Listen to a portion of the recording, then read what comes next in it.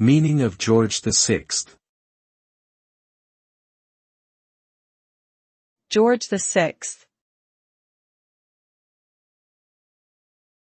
George VI. George VI. George VI.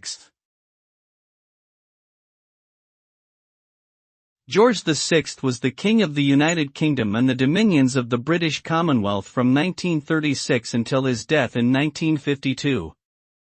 He was the last Emperor of India and the last King of Ireland. His reign was marked by significant events, including World War II and the dissolution of the British Empire.